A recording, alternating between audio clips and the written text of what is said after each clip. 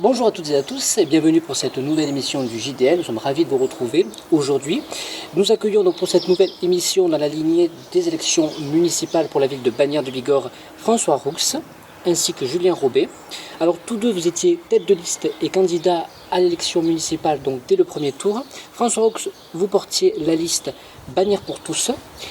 Vous Julien Robet, vous portiez la liste Bagnères écologie citoyenne, raccourci BEC. Et aujourd'hui, vous avez décidé de fusionner pour une liste commune intitulée Bagnères Ensemble.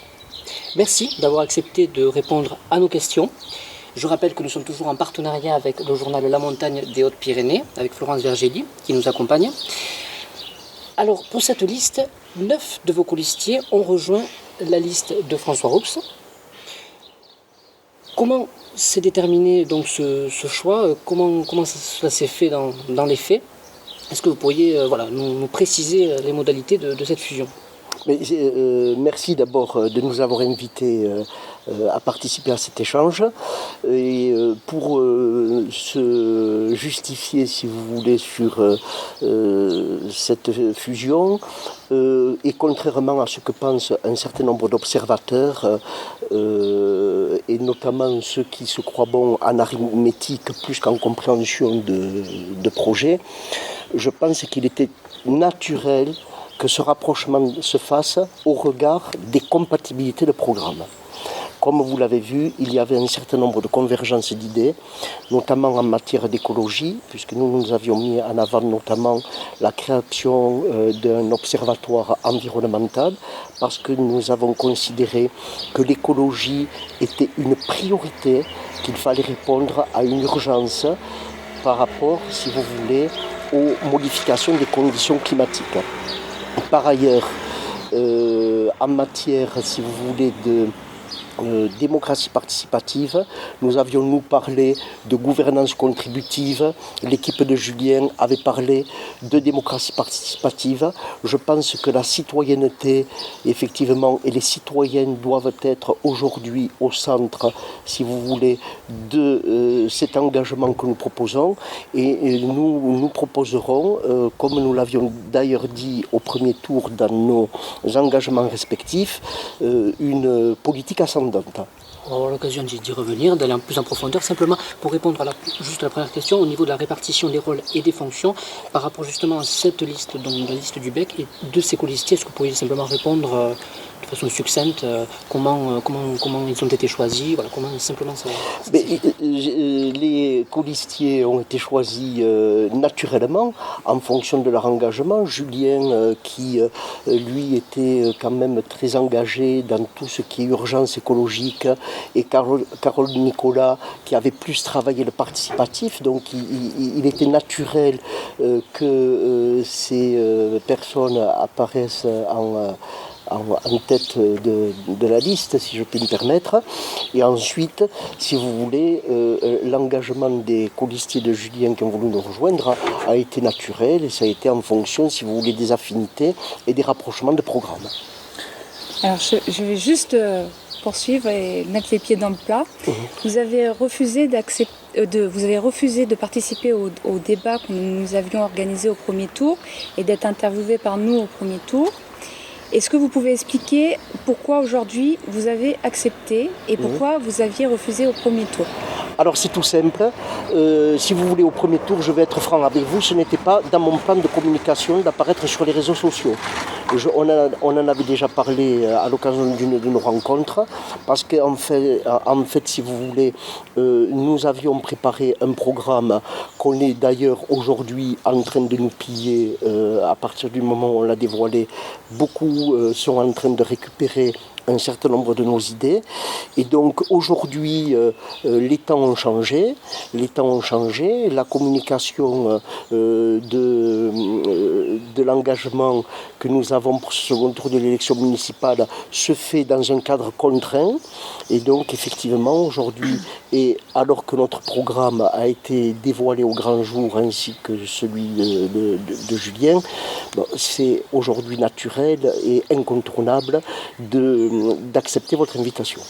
D'accord. Quand vous dites contraint, c'est en raison des conditions que vous avez pour organiser votre campagne de deuxième tour en raison des règles sanitaires. Hein. Oui, mais j'aurais néanmoins accepté de participer à cet échange, puisque à partir du moment où mon programme était dévoilé, ça n'avait plus de secret pour personne. D'accord.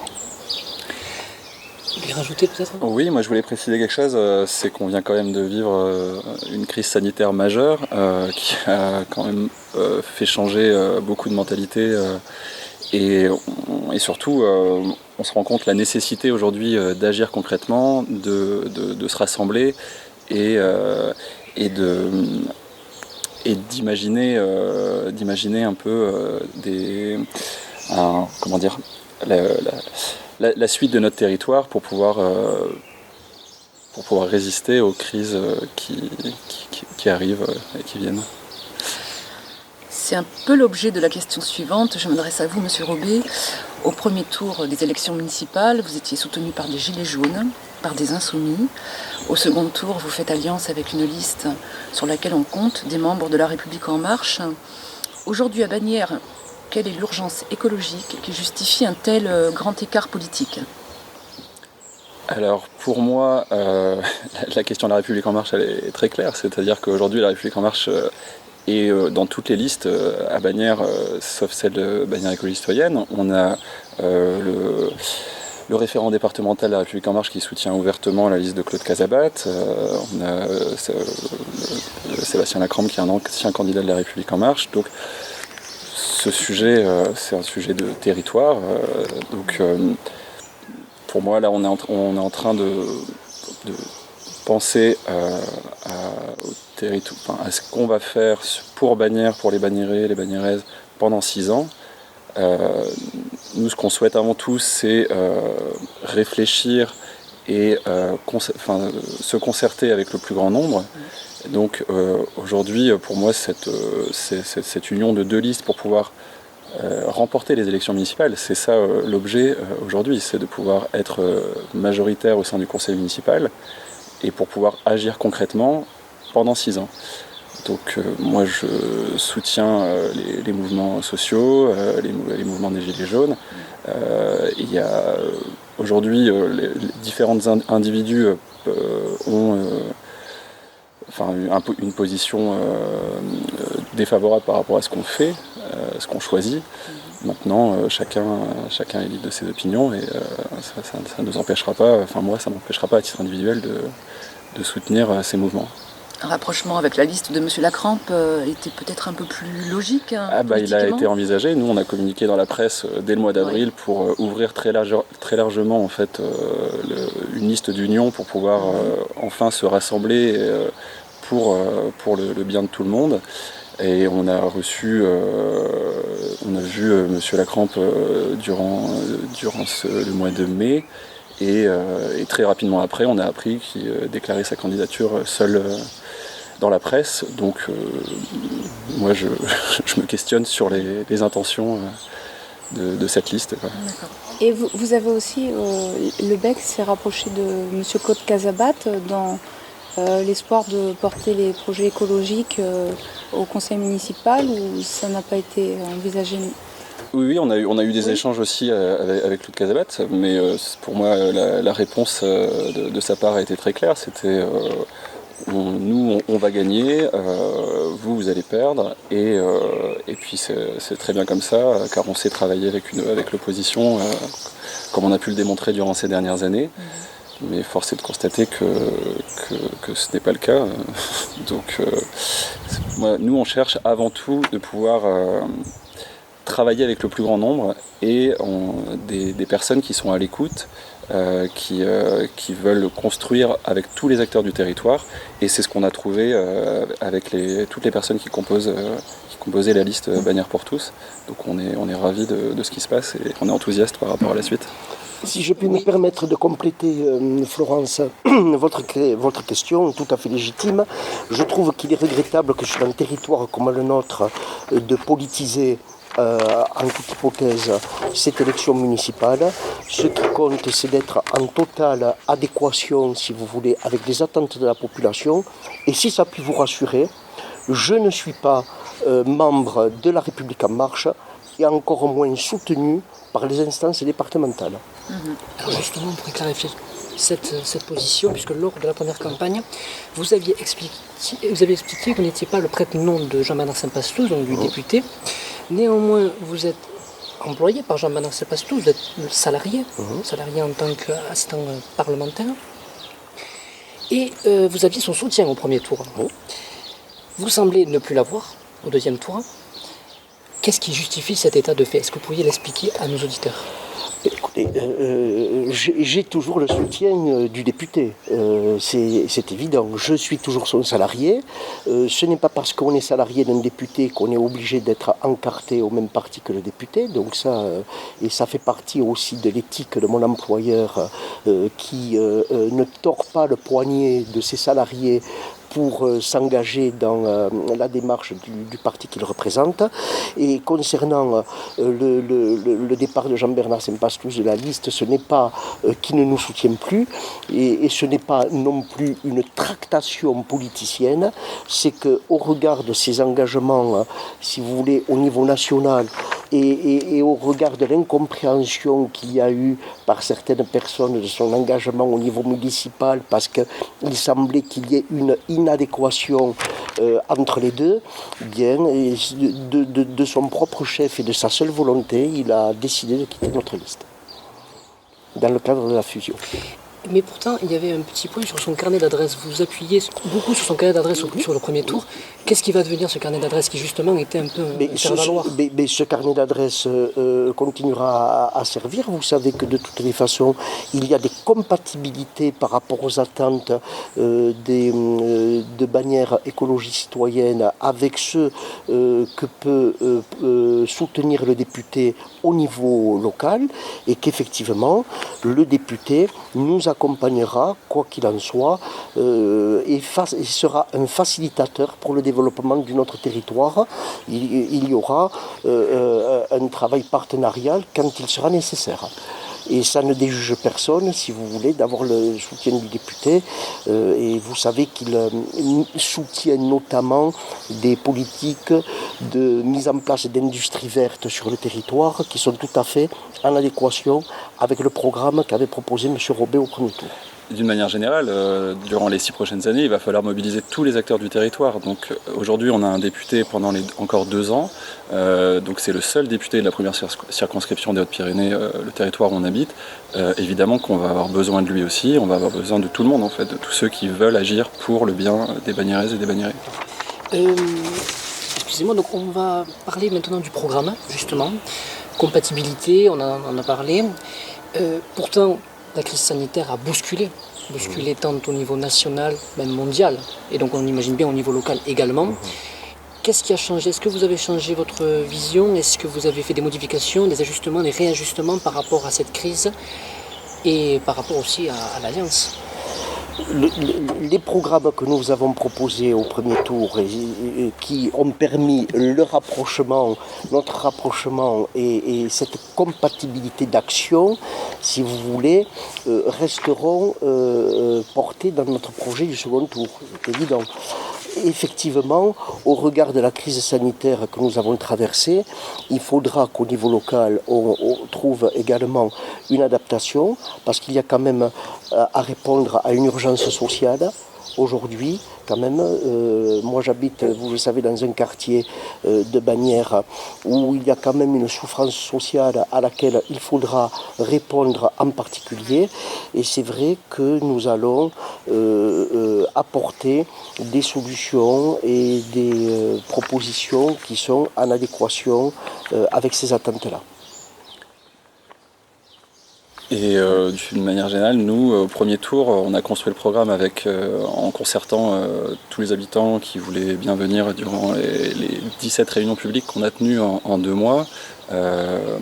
Et comme l'un des axes majeurs en fait, de ce mandat, ce sera notamment la concertation et la participation, on a toutes les propositions qui ont été constituées durant le premier tour, elles sont toujours d'actualité. Et elles seront d'autant plus d'actualité par la suite, avec, encore une fois, peut-être une part plus importante des Bagnéraises et des Bagnérés qui pourront aussi proposer des actions concrètes pour le territoire que nous, on mettra en œuvre.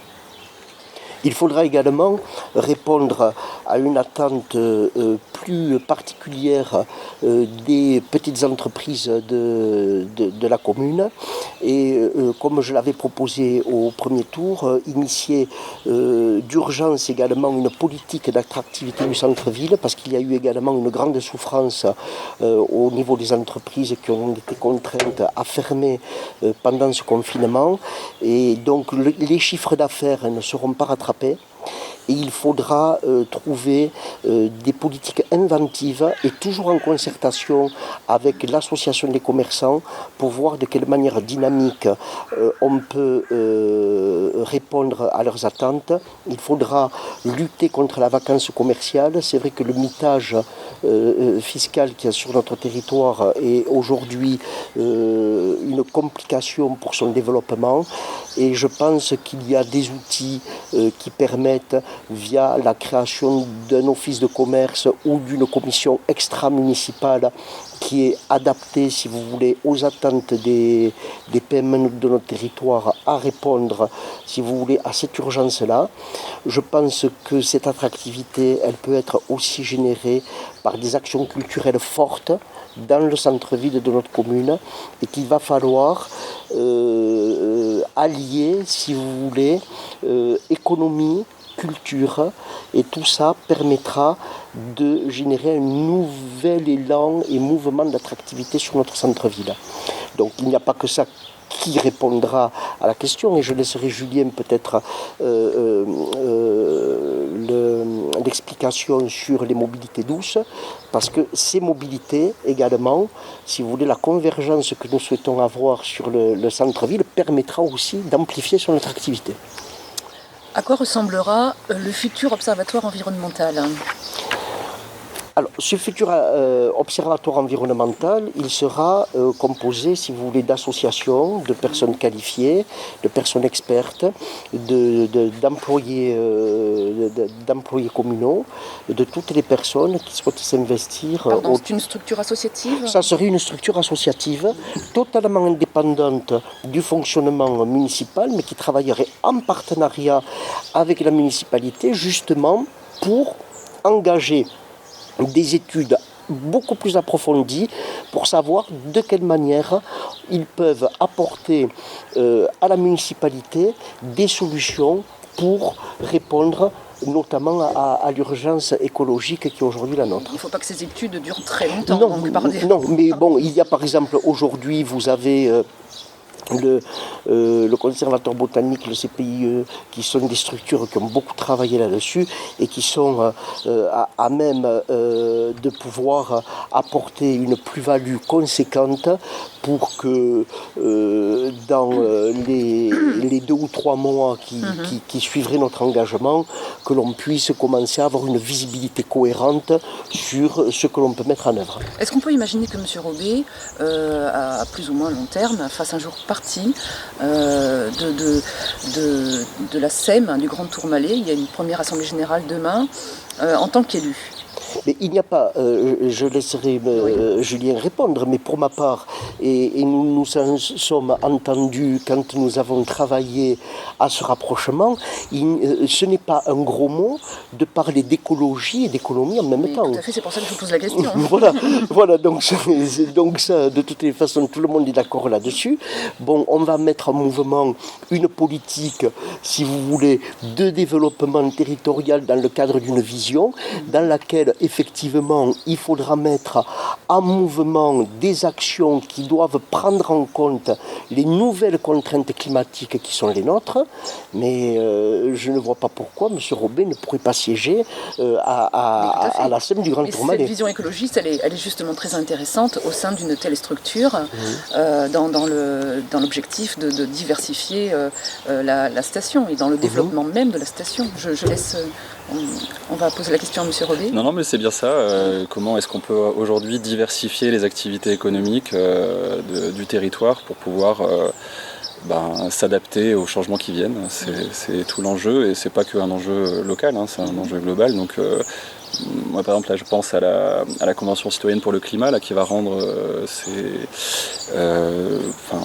le fruit de son travail, je ne sais pas quand sera diffusée cette interview, mais ce sera 19-20 juin là. Ouais. Donc il y a tout un tas d'idées qui viennent à la fois des citoyens, des institutions, des experts, et pour les territoires de montagne, il y a aussi tout un tas de réflexions qui sont en cours, et nous on sera très attentifs à ça. On a à peu près, il nous reste 3 minutes. Alors en ce qui concerne votre programme, si vous avez quelque chose à rajouter dont on n'a pas parlé, vous êtes libre de le faire. Et j'aurai une dernière question pour clôturer. Voilà. Alors, évidemment, nous n'avons pas parlé de beaucoup de choses, et notamment, si vous voulez, de deux choses qui pour moi sont essentielles dans la vie d'une commune, qui sont les associations et qui sont les collectifs d'artistes qu'il y a dans notre ville. Bagnères de Bigorre a la chance d'avoir un vivier exceptionnel d'acteurs qui sont nécessaires au développement du territoire, et si nous sommes élus, nous accompagnerons et nous serons les facilitateurs de toutes ces structures, et il faudra que l'on mette en place une politique du gagnant-gagnant, mais il faudra que l'on soit des véritables accompagnateurs de tout cela. Je pense que dans le cadre du projet associatif que nous avons pour l'ensemble des associations de Bagnères, il faudra qu'il y ait une initiative qui soit lancée pour qu'on essaye un premier budget participatif, si vous voulez, dans le cadre de la vie associative. Et ça, si vous voulez, c'est très complémentaire de ce que l'on veut mettre en place avec Julien, c'est-à-dire cette gouvernance citoyenne dans laquelle il y a une écoute et une attente. De la même manière qu'on souhaite aussi mettre en place un conseil municipal des enfants, dans lequel il y aura des véritables budgets qui seront débloqués par rapport aux attentes de ces jeunes. Et je crois qu'il faut... Pardon, quel âge les enfants? Parce que vous dites enfants. Conseil municipal des C'est la jeunesse. La jeunesse, voilà. Donc à partir de... À partir de 40 ans. Non. En dessous de 25 ans. Voilà. On en parle beaucoup aujourd'hui. Voilà. Mais autrement, on peut commencer à partir de 10 ans jusqu'à 10-15 ans. Ou 25 ans si vous voulez. Oui, bon, mais ça sera à adapter. Mais si vous voulez, nous n'avons pas le temps de développer l'ensemble de ces actions. Il y aura un programme de toute manière. Il y aura mais comme vous le savez, donc il faut qu'aujourd'hui on dépose les professions de foi qui seront mises en ligne ce soir par la préfecture. Voilà. Donc à partir de ce soir, si vous allez sur le site de la préfecture ou le demain matin, vous serez en mesure de pouvoir regarder notre profession de foi et notre engagement, dans lequel effectivement il y a d'une manière concise notre programme, mais quelque chose aussi qui nous tient à cœur, et j'aurai l'occasion d'y revenir à l'occasion d'une conférence de presse avec M. Rondet, qui est ingénieur agronome. Nous allons mettre en place une politique de développement local. Il est très important de créer des synergies entre tous les acteurs du territoire. Et donc une politique de développement local, que ce soit en matière d'agriculture, que ce soit en matière associative, que ce soit en matière culturelle. Je crois que nous avons un potentiel énorme sur ce territoire qui nous permettra de mettre en mouvement une politique cohérente, attendue dans le cadre de ce développement local. Alors je vais finir par une dernière question qu'on a posée, qu'on a posée déjà aux candidats. Quel serait votre rôle dans l'opposition si vous êtes dans l'opposition ? Écoutez, de toutes les façons, nous serons représentatifs, même dans l'opposition, si vous voulez, d'une partie des Bagnéraises et des Bagnérés qui nous auront fait confiance. Et je pense que de toutes les façons, il faudra essayer d'être le plus constructif possible. Il n'est pas question de s'opposer bêtement, si vous voulez, à toutes les propositions d'une majorité municipale, mais à chaque fois que l'on tombera d'accord sur certains sujets, il est évident que ce qu'attendront les gens qui ont voté pour nous, c'est que l'on s'associe à tout ce qui pourra être une politique cohérente et attendue, notamment de nos électeurs. Très bien. Eh bien, on vous remercie beaucoup pour cette interview. Merci. Et on vous souhaite bonne chance. Merci beaucoup. Merci à vous de votre invitation. À bientôt. Au revoir.